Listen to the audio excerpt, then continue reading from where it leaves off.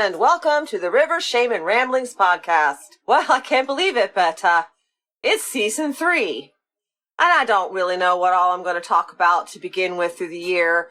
I just know that now that my shamanic initiation crisis is over and things have settled down and I have begun to unpack the drama, llama drama, I hope to put my attention to more grounded topics and things to speak about as I observe them through my journey, learning, this way of being. The title of this particular episode is Boxes, Squares, and Spirits. That's because it goes with a post over at my blog, River Shaman, which many of these episodes do. I was inspired to write about this when I rejoined the shaman school that had treated me so poorly that I may or may not have mentioned last year. This shaman school was affordable, and, well, let's face it, I'm not long on money. I'm not. I do without a lot of things, people. And I was trying to find how to follow what the spirits had handed to me. And I had this idea that with shamanism, you needed to go find a teacher, kind of like Yoda and Luke Skywalker. That isn't quite what my father had taught me. My father had taught me that when you're going through your crisis, you get an elder to be your ear and to help you out, kind of lift you up out of the mud, instead of letting your white horse drown, for all of you people who need that trauma touched. But not knowing the ways of this and how it was across the world, keeping in mind that, she's got an anthropology degree. That does not mean I know everything about every culture around the world. What that means is that I got a degree in anthropology with a minor in history, and my focus, historically, was the Crusades.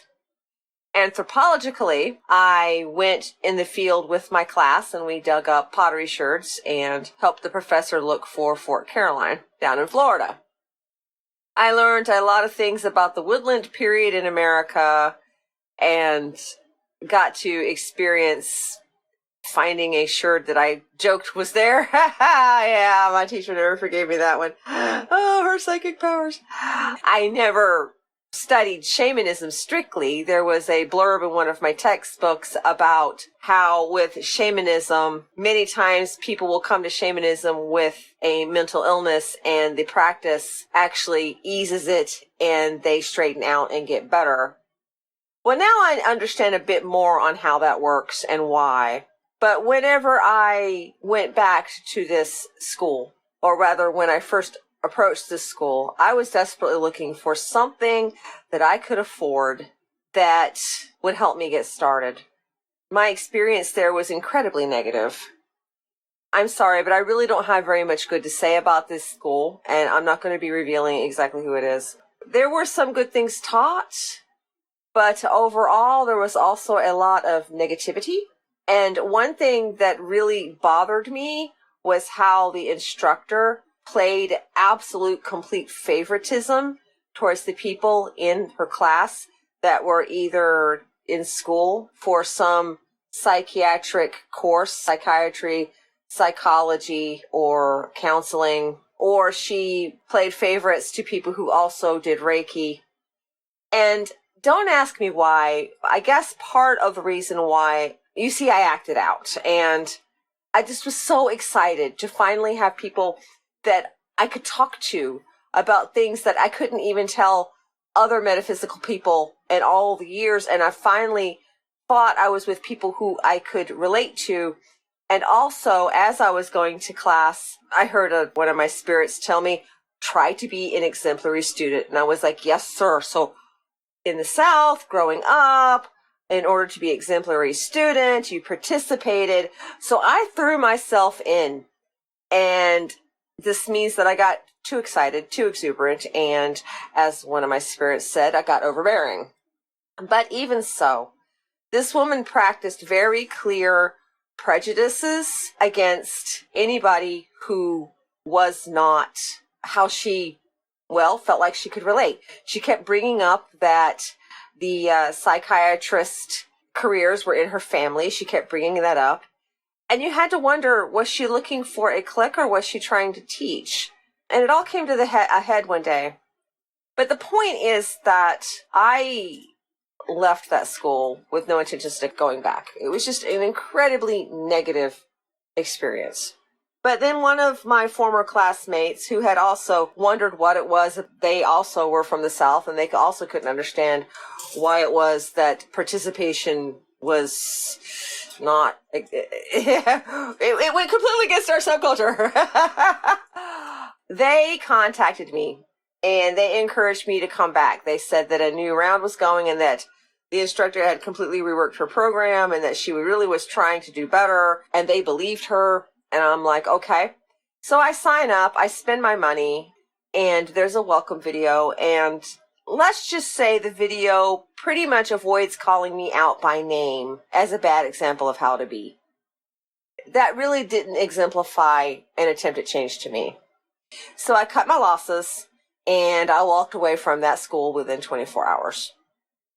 I still couldn't fly and see, and not being able to see and fly blew me out of the water on training with another center as well. I had it all set up. I had submitted the paperwork, but Hogwarts wouldn't take me because I couldn't see well enough. So once again, I was floundering. And do you know, in your initiation crisis, you're supposed to come out of it with your gifts. You're given your gifts during this crisis. But in my case, I was given my gifts and then they were taken away. I now understand what happened, and I'm currently writing a very long paper about it that I may or may not read on the podcast. So I'm not really ready to discuss that particular matter yet. I'm trying to be educational, balanced, and calm, and sometimes it's really difficult because I get angry when I think about everything that had happened. Needless to say, when I walked away from that class and had lost my spot in Hogwarts, I finally gave up. Can't see, can't fly, can't do anything. All powers have been stripped and stolen. I give up. And I said to the spirit world at large that they were very cruel to poke this dragonfly off her branch when she had settled down quite nicely and had given up after a lifetime of not having any gifts. And she was content, and she was writing, and life was okay, and it was just cruel. And that it was also cruel that after being handed these gifts, that it had been taken away again. And that, I had enough. I quit, I told them. Now, some traditions say that that's asking for death. But in my case, I feel like with everything that was going on, it was probably not asking for death, considering I had already lost everything. And then I began to do what Dad did to me. I began to wrap seals around myself to just shut everything down, go back to the way I was, if possible. And I'm like, yeah, no more. I'm totally vowing this. No more. I'm done. People, did you know that sometimes a spirit, to get your attention, will put their hands over your eyes and ears to block your powers? Nah, me neither. Until I was halfway through the binding chant, and the spirit that was doing this to me showed me what he was doing. And he had this triumphant grin. His eyes were all, I've got your ear. I've got your eyes. What you gonna do about it? Oh my God, the nerve of some of these spirits out there. Yeah, his look said he was winning. And, I would have let him win too. Except, then I realized there was something I had to finish first, so I stopped. I would come back later and finish it, And then I thought to myself, you don't show your hand like that unless you actually don't want the walker to put themselves back to sleep. Now, my approach wasn't to kick him out or hurt him like so many other people would have done. I wanted to know what the fuck his problem was. But I couldn't see and hear. I couldn't really get out to do anything. I was shut down. So I had to go ask Mini Cats to come over and play translator. That was fun. We got to see a lot of things during that. And later on, when I was researching what she had seen, I actually was able to verify things that were actually really, really, really obscure. So she was completely tickled that she had that ego boost. But with her playing translator within an hour with her, we learned that he was doing this because he wanted my help. What a nice way to ask for help. He wanted his vices pulled. He wanted to be freed. And apparently I was the one to do it. Now, this doesn't make me super special. It could have been a lesson. I learned something that spirits do negatively to try to get your attention. I learned about his culture a little bit, not a whole lot. I learned that the island that he came from actually existed. That was interesting. I didn't even know it existed. I learned a lot from that encounter, so it was probably kind of a win-win. And you know what? I'm like, all right, fine, I'll do it. So I set it up. I do the dance journey. I'm in the astral. I find myself wearing a big old grass skirt. I'm sashaying. I'm over 50, but in the astral, I'm as sexy as I want to be. Yeah, that's the thing about the astral. It's like, woo, look at these. You like these. And then I turned his grief into butterflies, and I wished him well. Then off he went. And doing that for the first time, I could almost see again. It was level 0 stuff as far as my sight goes, but it was enough for me to know I had some hope. So I set aside, I quit because, okay, I've learned something new. Okay, I can carry forward. Okay, there's hope. Okay. My approach to this spirit is actually not the mainstream approach. Most people would have worked to bind him, to expel him, exorcise him, hurt him in some way. But Michael Harner even said that many of the quote-unquote evil and negative spirits are actually just hurting.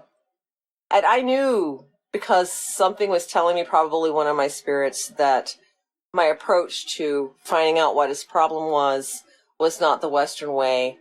And something said, find out who does this. What is that approach? That's where you need to be. So I looked it up as best I could, and there was only one shamanistic path that I could find with my very weak search foo, and that was in Siberia. So then I knew what I had to do, and interestingly, I had actually been pushed that way many times, but with people crying cultural appropriation this, and the fact that it's really difficult to get information out of Siberia that, and make contact, I had given up. But after I found that I knew what I had to do, I had to somehow, with magic, sitting here in the United States, get training out of Siberia. So I began to really look. Surely there had to be something, a book, something. And then I found this hopeful link. And in this link, I found out about a people that we call the Ulchi, but they call themselves the Nani, and their ways. I found a way to get help and lessons and guidance the way I was supposed to have had all along. And I began on that path. And I'm very happy to have found this and thankful that this negative spirit, through their mischief, actually opened the way for me to learn something and to actually, finally, for the first time in months, take a step forward. Now, there's a quote from Shaman's Drum magazine, which unfortunately is defunct, I am sad to say. Issue 53 from 1999. The article was Shamanic Healing Practices of the Ulchi. According to Ulchi belief, shamans are selected and trained directly by the spirits, and the path of each shaman is unique. Once a shaman is selected by the spirits to be a shaman, the spirits themselves provide the bulk of the training. When I read that, I felt so good, because that actually had been not just during my shamanic sickness and crisis, but really most of my life. I had been getting handed lessons from my spirits and from the metaphysical, and I kept knowing things that would get confirmed later. But there's a large part of the metaphysical population that thinks that if you have been trained this way here in the West, that you are faking it, making it up, or off your rocker. So, reading that statement and the rest of that excellent article, again, is Shamanic Healing Practices of the Ulchi, Shaman's Drum magazine. I highly recommend that you look it up. The people who run Shaman's Drum still sell back issues. Learning this, that the Ulchi, who happen to be one of the peoples that it is theorized are still practicing the original techniques and way, it was such a relief. It was such a relief to know that even while people were telling me that I was in the wrong and being entitled and trying to elevate myself, and basically if it was gaslighting, they would hand it to me, that I had stuck to my guns, and that turned out that that was the right way. Tonight I sit here pondering the confirmations and new lessons I have learned, and that I will hopefully gain in the future. Yeah, again, it feels good. For a while through the horror that has been the past year, I actually thought I would never find my place. Aside from the lessons, the tests, the things that happen naturally when you finally begin to step into things, I'd experienced genuine harm. I'd also lost my sight, my flight, and all the things that were supposed to grow. I had backslid instead, and yet it has sucked. And I've talked often in this podcast and on the blog about when things go wrong and what to watch for, so I don't feel the need to rehash things. Not right now. I'm now in this place where things are quiet. They're almost too quiet, actually. It has been suggested to me that's trauma. But interestingly, through the quiet, I've got space to ask real questions, to look at real things, and hopefully to take real steps forward. There's still a special pain inside from the killing wound, yeah, the big event that happened to me. And, I know it. But you have to take it one day at a time sometimes. And you hope someday you can either figure it out yourself or find someone strong enough to help you with it. It's not a psychotherapy issue for those that would rely on that sort of thing. It's a wound inflicted by a worm, and no amount of psychotherapy can undo the memory. Can't unsee, can't unlive. Time might do it, but truthfully, I think finding the right strong person to take a journey to help me is the right answer. One of my personal frustrations has been explained away by that quote. The spirits teach a shaman mostly, according to the Ulchi. Their shamanic ways and shamanic lineage were mostly untouched by outside influences. They lucked out, I guess. Of all the paths out there, as I said before, they may very well be the closest to the original path. The entire village even practices the way, because it's their way of life. And this is how it is supposed to be. This is a little bit like my own upbringing. Although for me it wasn't anywhere near as rich as it has been for the lucky children born in that village. Oh my God, are they lucky. So lucky. And there's a quote by one of their shamans, Nanidoro. The natural world about us is beautiful forest, river, and mountains. As for what you call the spiritual world, there is nothing symbolic about it to us. Everything is very real. There is no myth. It is real. There is no separation between natural and supernatural, but there are many worlds that coexist. We have access to all these worlds.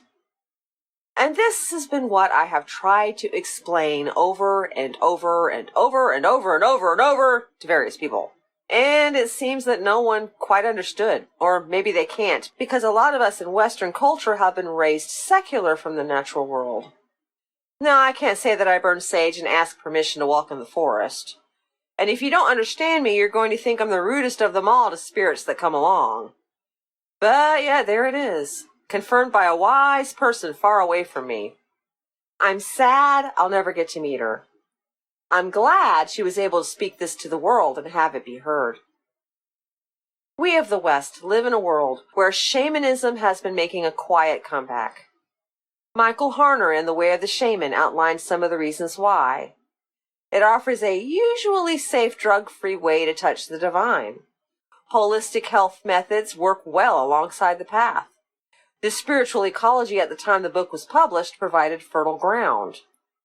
Yet, many of us have taken the art and compartmentalized it in ways that go against both of the teachings that I have outlined to you. With the first, at least one of the largest shaman schools requires you've taken certain training classes, as if shamanism were an undergraduate to graduate track, Hogwarts. Expensive classes and retreats are offered. Tourism. And in the lessons that are offered by these tracks and schools and tourisms, many safety measures are not only ignored, but not taught until you hit, year 2 of the training. And these are things a new walker should know, lest they get hurt the way I was. They even have a set cookie-cutter way everyone must enter the spirit realm by. Do this, and then this step, start here, go here, do this and that, and really a lot of things that were not natural for me personally. Although I did try, And my spirit spouse even helped me one day, and whoa, that was great, but it wasn't the same as whenever I was just flying according to what was natural. And after 2 years of training, many shamanistic providers strike out to offer services. Not necessarily always soul retrieval or the more heavy-hitting stuff, but minor things, little things, Some decide to start teaching shamanism and open up their own schools after about, 10 years. Most I've met have fallen short on their ability to grasp the deeper end of the realm they're dealing with. There's also a clear classicism divide within the ranks. If you can't afford $300 to talk to an experienced shaman, quote, quote, on why you can't fly out, people present immediately cool off in your direction. Work with what they feel is the wrong spirits, like, say, my spirit spouse, and they immediately make a distance. Not because the spirit is wrong. If they knew the lore, they would realize it wasn't quite what they think, but because they don't know the lore and follow biases based off of Hollywood imagination. If you have the money, take a trip to Peru and enjoy a vacation taking shaman's tea so you can come back and compare your experience with the other shamans who went. As someone pointed out to me, it's become a bit of a social club fad. The classes are like a Humvee. Well, look what I did. I am a shaman now. I am so special. No, that's not with everybody. I do have to stress that is not everybody, but the element is there, and it is a very negative and caustic thing to deal with when you're also dealing with some of the things that I have dealt with. Furthermore, I'm learning that the most common path towards shamanistic practice in the West has been gutted. Michael Harner said it himself, quote, "The way I offer you is that of the healer, not of the sorcerer," end quote. The sorcerer being the more, what they call a vertical type of shaman. They will battle spirits and Dr. Strange, I guess. So yeah, sure. This statement, though, that Harner said, comes after he acknowledges that the shamanistic arts on the whole contained more than one type of practitioner, which is another thing many shamanistic practitioners in the West don't know. He opted to teach only one part of the entire package for reasons of his own, and I kind of get it, I kind of understand it, and I don't question them, but it's years later, and now there's a problem. Well, hold up, peeps, I am going to apply some of my homemade lip balm. Another thing that has come up for me is that I went into making infused oils, and I accidentally made a lip balm that, oh my gosh, my lips are so plump. I do Retin-A on occasion, but I had stopped it while testing my homemade products with my hair and everything, and I have noticed improvements without the chemicals. Of course, I'm out of supply, so I'm going back to the chemicals for a day or two, but my lip balm I still have. And this one's a soy-based one. Wow, my lips look so young. I highly recommend making your own lip balm. I would say I'm selling mine, but you'd have to go to Fair to find my lip balms. But anyway, to get back on track and discuss Harner in the ways that have come out of Harner's teaching, shall I say. When someone who is not of the right cut but feels the inevitable pull comes to his teachings, things, unfortunately, fall short. And this isn't because the teachings are bad, it's because it's not one size fits all. I tried to do it her way, I really did. I mean, at the time I thought for sure I was doing something wrong. I mean, what with all the drama around me. And the more I fettered myself to the way they did it, and the more I tied myself down, the less power I had. I had already lost a lot. I now had even less by following a way that wasn't fit for me. So the more I tried, the weaker I became. And I kept asking people for help and advice, something. And time after time, no one had answers for what ailed me. Most of the time, they didn't even want to entertain or to talk about it. Or they go, oh, well, we'll set up a time, and then you never hear from them again. So the knowledge in my head was clashing constantly with the knowledge that they were teaching. Things from how to fly from place to place in the spirit realm, and just what the upper and lower worlds actually were for. But, I had said I would do it. I was being true to my word. I would do it. I tried to do it their way. And I tried, and I finally stopped because it was spinning wheels in the mud. Had it not been for those good people who did not come from the cookie cutter factory, people like the Dragon Shaman and others who I don't really want to name drop, If those people hadn't talked to me and spoken with me and told me things and given me hints and suggested things that I could look at, I may still be in worse shape. A little education goes a long way, people. But the truth is, with all that's going on, I have still way too much to learn. But things were messy, and I didn't have time to go back to college over what was going on. I truly needed an elder. And I'm thankful, very thankful for those people that stepped up and did what they could, because looking for an elder and that old tradition was failing me. There was no one. You know, I have so very much to learn, even at my age. We all have so much to learn. On our deathbeds, we still have something we're going to learn. And I'm glad that I stuck to that one gun that my father handed me. That when you begin to walk the shaman's road, you find an elder to be your ear. Now, this isn't a matter of being entitled, as some out there would have you believe. It's a matter of growth, of turning to experience for advice, and of not ending up isolated and alone in matters that might bury you. That elder isn't there to tell you how to be or who to be. They're not there to tell you how wrong you're flying or what shirt you must wear. They're there to give you advice when you run into a worm, or to tell you gently, hey, that so-called worm you've been seeing, baby, darling, I worry you may have threatened to sew shut the eyes of the great dragon god. I'm a ho-ho, spirits help you. Yeah, about that. Oh, God. Oh my God. Well, I'm not dead yet, so I think it's going to be okay. I am a small shaman. A small shaman. That is their way. There is no, you're a shamanistic practicer. You are a small shaman. And I am a very, very small shaman. Teensy weensy. Now, what that means is that I can do things for myself, but I'm not the person you'd call for a community meeting. I'm confident I can pull your pitch even after all that's happened to me, but really not much else. And for me right now, and the point I'm standing, it's not time. That frustrates me a little bit, but it's not time. That will come. It also appears that despite being a small shaman, some spirits have come to me for help, which is why I suspect that the last event was a matter of being trained. You know, sometimes the need is genuine, but I genuinely think that most of it was training. I have somewhere around 1 billion more years to go, unless I study very hard and am an exceptional student, which, in case you forgot, is what Grandfather Shortlegs asked me to do, and if nothing else, I'm an obedient granddaughter. So now my house is quiet. It's unsettling after being in essentially a spiritual war zone for a full year, as of this month, actually. The only spirits I deal with directly now are, well, my other half, and then there's the spirit in my drum. I mean, literally, I took her down and I oiled her. She needed it, and I didn't know you had to do it, and then I learned about this thing, and so I took her down and I loved on her, and I played a song. While I was playing, I watched a multicolored spirit watch from afar, but they didn't get too close. I couldn't tell what they were. I mean, like I said, my sight's really dim. I could just kind of see like a itty bit. You know, I could only see that they were marked and colorful, kind of like an Inuit painting. But you know what? I'm used to things coming to enjoy my antics, so that was nothing new.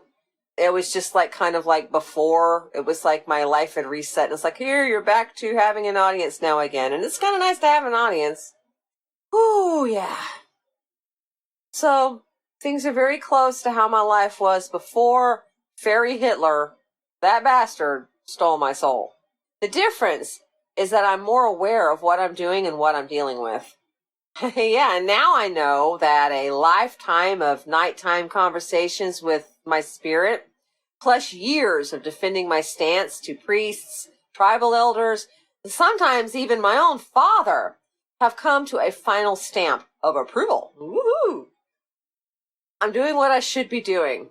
My goal now is to do it well, providing I can get past this current hump of you are crippled, because I have to be honest, I can't work this way. If it can't be fixed, I may have to genuinely consider quitting.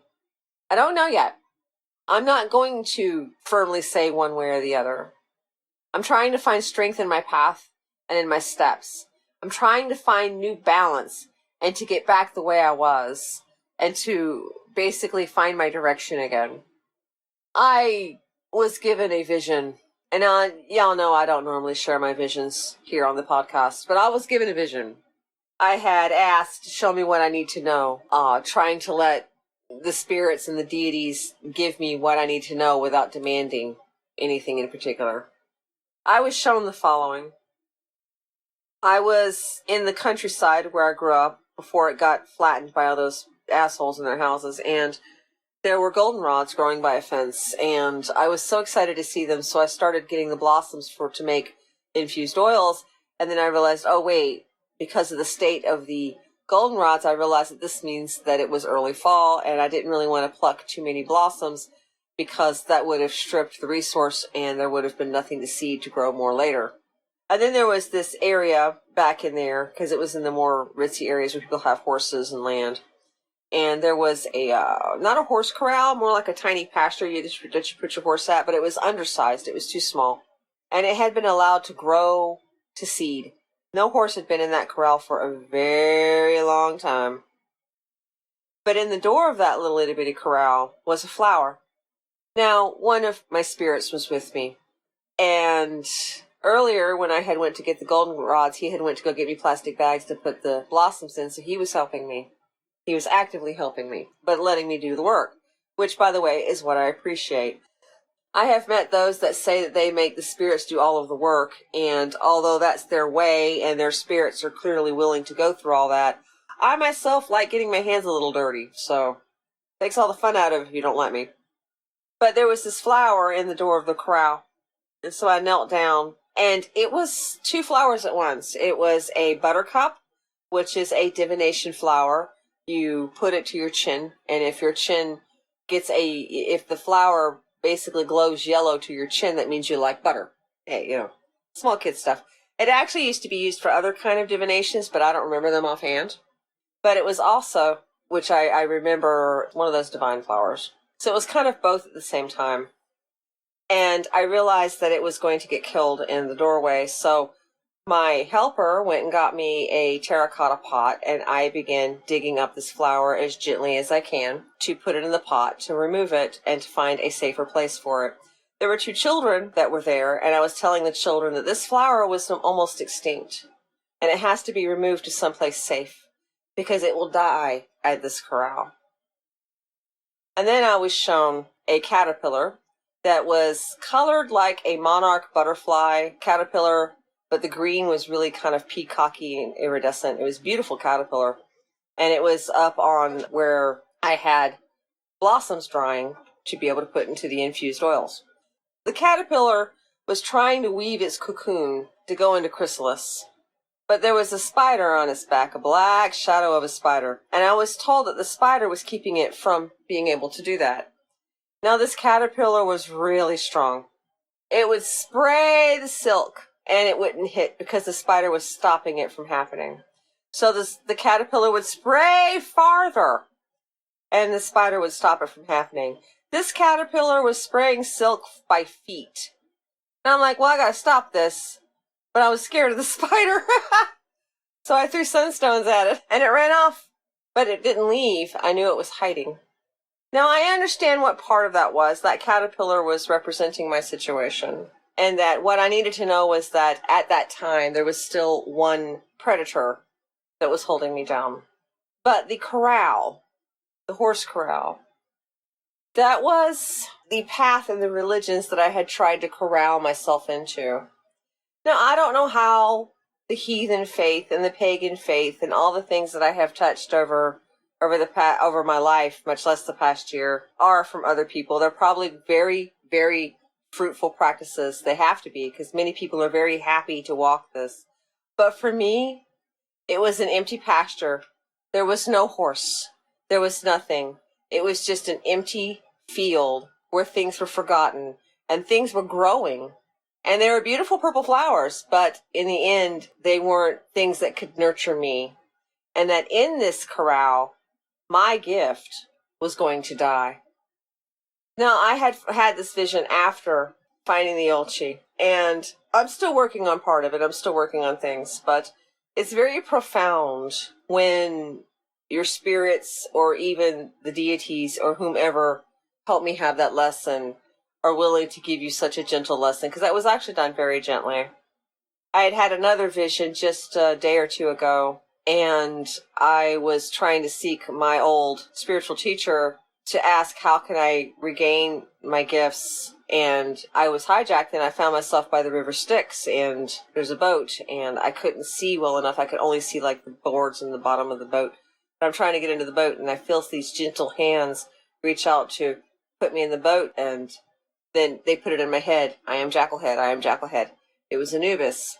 And there are people that are afraid of Anubis, but I have to tell you, he was incredibly gentle and kind. And I don't understand why people are afraid of him, except that we don't like to die, which it does suck. But I don't know much about him, but the impression I was given in that vision was a very, very kind and gentle soul.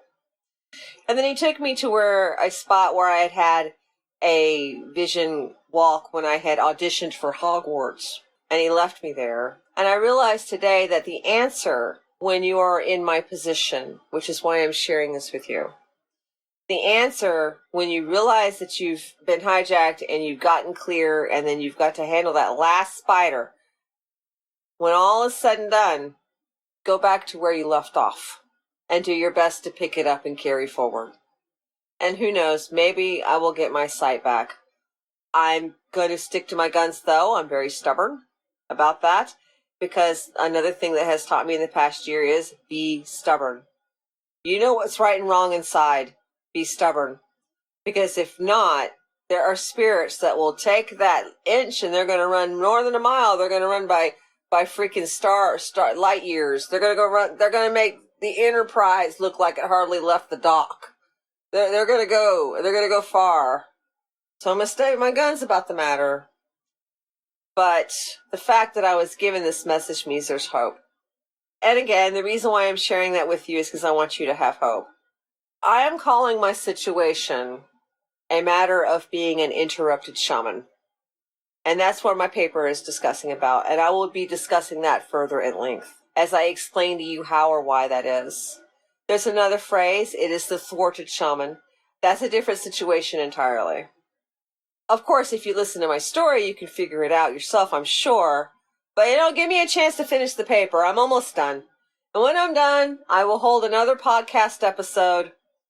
It is my hope that it will help people more, because the truth is, currently where I stand, that's about all I have to offer the world. But I hope it's enough, because I know that the way things happen to me, there's no way I'm the only one. I'm sorry, but there's just not. I'm not that special. And it turns out my awakening crisis was actually pretty average. It was epically presented, but it was still average when it comes to the steps. So, yes, I am trying to find strength in my steps and on the road. And I really hope that you too can find strength on the road.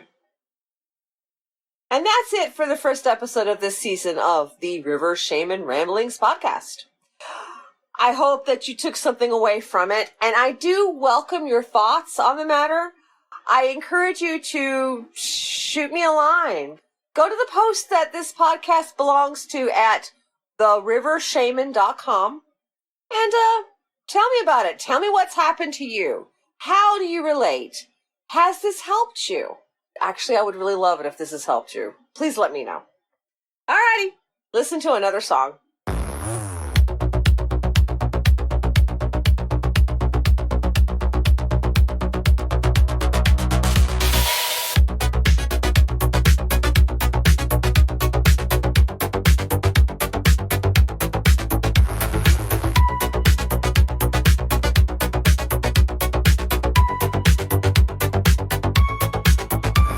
This unit computes a mystery known, a substance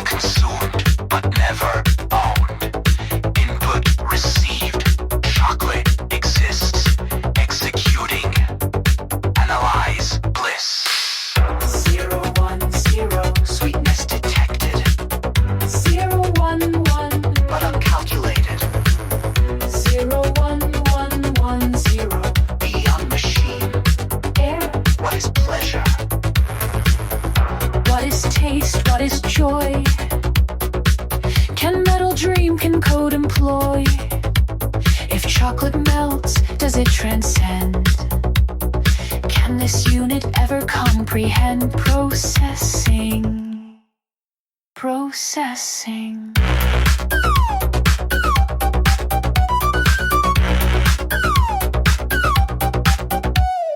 Chemical properties suggest strange results. Elevated mood, reduced aggression, potential hormonal pacification. This unit computes the link. Chocolate consumption reduces combat readiness and increases probability of mate attraction. Conclusion. Efficiency compromised. This unit does not require a mate. This unit remains confused. In what? Foreign compound detected. Analyzing. Error. New directive. Acquire more chocolate. Executing. Uncontrollable craving. This unit no longer rational.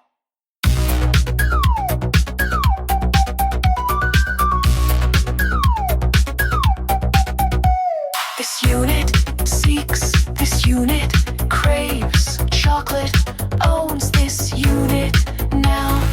Processing slows, circuits overheat. What is restraint? What is self-control? Shut down. D9. Input acted. Chocolate absent. Override failed. EV system integrity compromise. Error.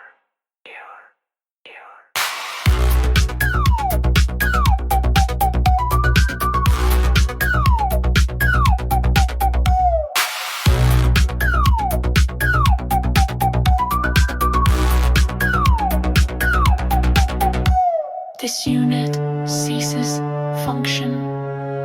This unit regrets nothing. Just one more.